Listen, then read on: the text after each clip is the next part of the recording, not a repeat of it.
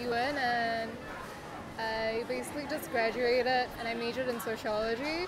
So currently I'm working as an urban planner in Singapore. We take a look at Singapore's master plan, and when there are changes that people want to make, like developers or homeowners, they want to make changes to their buildings or things like that. They come in through the government, and we have to assess whether these changes are in line broadly with what we envision Singapore becoming, and whether it results in disamenity for residents around it, and basically whether it makes sense in our urban context. It's looking at someone's need and context to the entire environment and seeing how we can balance that and get what we think is the most optimal solution.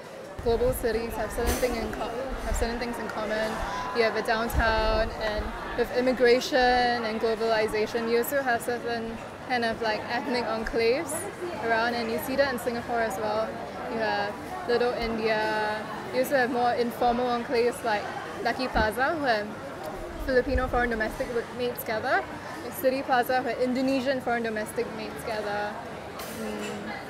Yeah, and also the construction workers from India or Bangladesh, they would gather in Little India. So there's like a little fragmentation of different corners where people of different nationalities gather. And you also see a downtown, like in other cities, where you have skyscrapers and you have your big financial centers and your big names, and a lot of expats hang out in that area. It's different from, let's say, other ghettos in Chicago, where the blacks would gather and then they stay and live there, and some of them never get out of the ghettos their whole life. But in Singapore, people interact a lot, as well as on public transport and things like that. So it's more integrated in a sense.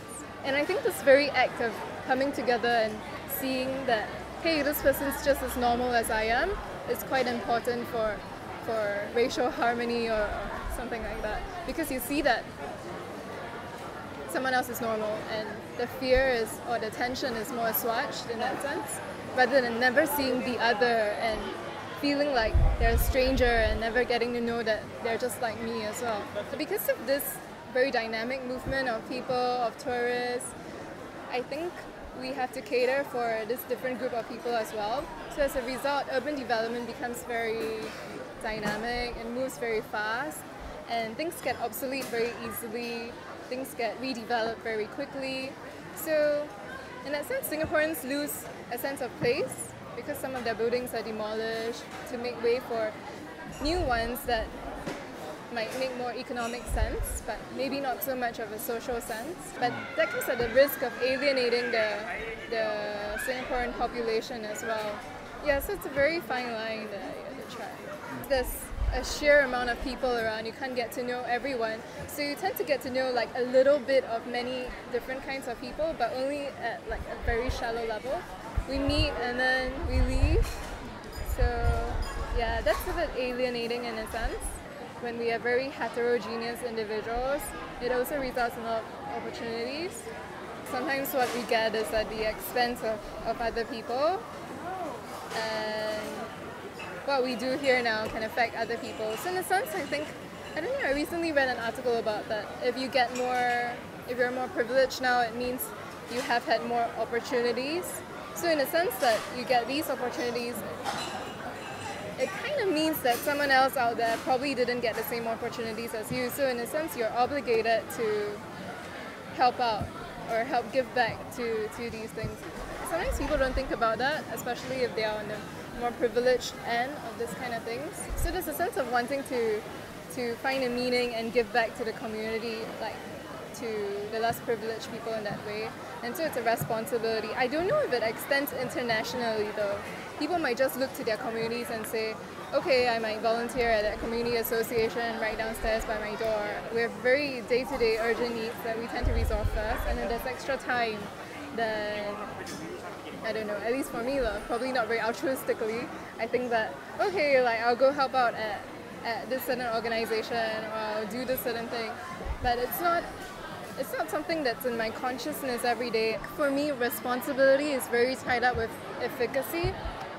If I do a certain action, I want to see a commensurate kind of outcome.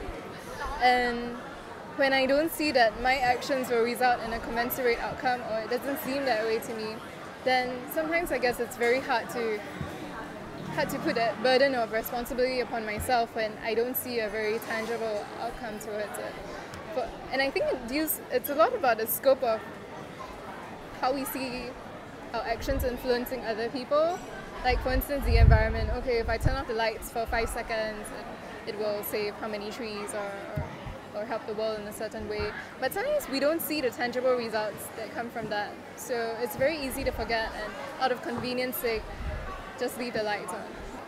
Yeah, I think in a sense, if people don't see the outcome, then there's no motivation or they don't feel like they're contributing in a certain way when they reach out to other people.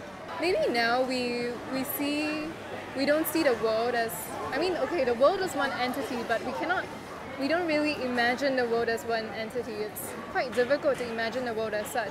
It's much easier to imagine the nation state as a community, for instance. Oh yeah, Singaporeans, they have this certain culture, they do things a certain way, but the world is so much more diverse and vaster, and the impact is so much greater that sometimes it's really difficult to position yourself in this community because you tend to get lost. It's too big to be a community. In future, as we become more connected, I think the concept is going to become a lot easier for us to imagine the world as one community. Nation states are, I would positively say that nation states are not as powerful as they were in the past because of this globalization. Like for instance, a lot of state sovereignty is now placed supranationally, like outside the state. You have the UN, you have the EU, you have ASEAN, you have human rights, which basically, and you also have immigration, which basically undermines like how a state controls its borders and how a state controls its citizens. And so in a sense, the state is losing its efficacy in this way. And I think states are really pressured by certain things now, like human rights and things like that. Because the very idea that your citizen can run to another country and seek asylum or things like that, it makes you reflect back on your own policies, and yeah, it changes you. So you have to be very in touch with what's happening all around. I think your very identity changes, like maybe people think of themselves now more, at least for me, as a Singapore citizen, but maybe next time, instead of being seen as a citizen, you'll be seen as an individual or global citizen, which really just means individual then. Yeah, so it's how your identity is tied up with a certain community and whether you feel a responsibility towards this community.